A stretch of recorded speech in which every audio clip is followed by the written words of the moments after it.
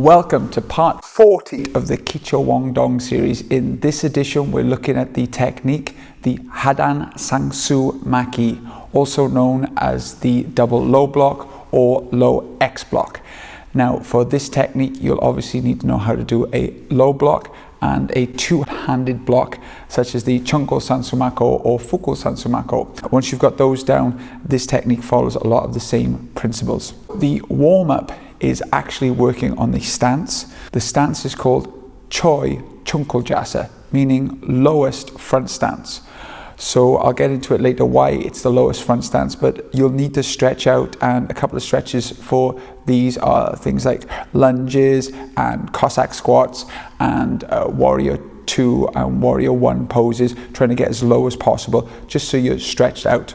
Once you've done these various stretches to the degree you need to do them, you're now ready to do the block. It's a reinforced low block coming from your hip. From Chumbi, you're going to step forward with your left leg, bringing your hands to your right hip. You then step forward in a low front stance that we just covered in the warm-up, and then you're going to block with your left hand at the bottom and your right hand on top, thumbs pointing up, but your fists closed, and this block is going to be in line with your front knee. You're going to keep upright and then return. And if you do it on the other side, so if you sweep forward with the right leg, you're going to block down with the right leg forward and the right hand underneath, coming from the left hip. And this will take some time to get used to because it's a little bit different from your other blocks. And make sure that you're looking forward, don't look at the floor, because this will force you to lean forward. Once you've got it in a standing position, you can then start to walk forward, keeping your stance low.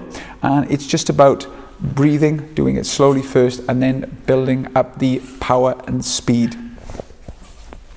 There is not much more to the technique for that. We will, of course, cover other sides as we go forward. So I'm going to move straight on now to common mistakes, because I think these will sort of illustrate more of the technique. The first common mistake is the way that hands come to the block. They come out from the side, or they don't come from the waist enough. So if they're coming from the side here, it can be done like that, but classically the move comes from your hip, like I described earlier. The next common mistake is people putting their incorrect hand over the other. When you do the low X block, it should always be the front hand under, the right hand over. And people can get confused with this because in your forms, you only ever do it on your left leg. So they constantly have the same arm under for left and right side, but it switches. So make sure that you include this in your practice.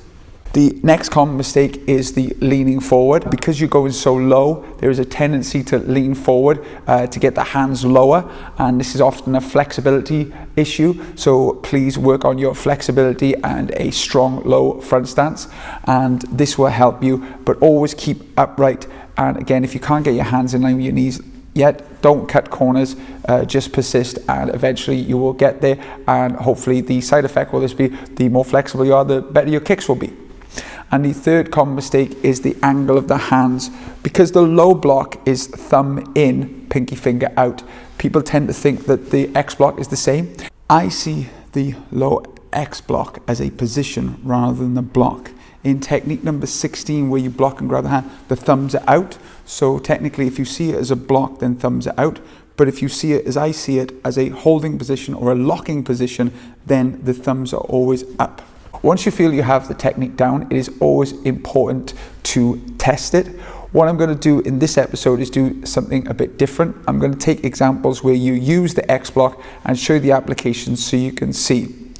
The first one I'm going to use, showing how the technique is structurally strong, is taken from Green Belt Hoshin Seoul Self-Defense Technique number 15, where you shoot forward with your Kwang Su and then take your arms around the person in an X block position and hold them down. Now, if your technique is correct, you'll be able to hold down even a person much larger than yourself and having that stance forward. If your hands are turned in or their arms are bent too much, you won't be able to, and they'll be able to stand back up. So that's a really good test. The next example I'm going to use, or test should I say, is from the form Pyeongsadan, the first two moves, where you do the double high knife hand block into X block. This is now using the X block as a lock. So as I block and chop the arm, I'm then going to take the arm under and figure 4 lock, and you can see that shape there, thumbs up, and then turn and drive down to the floor, bringing the X block into effect. And again, if your hands are in this position, you'll be able to take them to the floor, and that low front stance will then help to take them to the floor. The last example I'm going to use is actually bringing of the hands in to your waist. So again, I said before that it comes in and out of your waist. Basically, when you have this X block here, also from Pyeongsadan, you can also wrap around their head and make the shape here in a choking fashion. Now obviously be careful with your partner, but I'm going to strike, wrap my hand around, and this is the hands come into the waist first, then come forward and apply the choke, and then bring back into to put the choke on further. So there's 3 examples, there are many more, but 3 examples of how the shape of the X block is very specific to the X block instead of just the low block. So again, it can be a reinforced low block, blocking a kick or maybe a hand or even a knife, but I tend to think of them as controlling positions more than blocking motions, if that makes sense. Thank you very much as always for watching this video. I hope it helped with this more advanced technique, the low X block. If there are any other techniques you want me to cover, please leave in the comments below. Please like and subscribe to the channel. And as always, we will see you next month. Thank you for watching. Tangsu.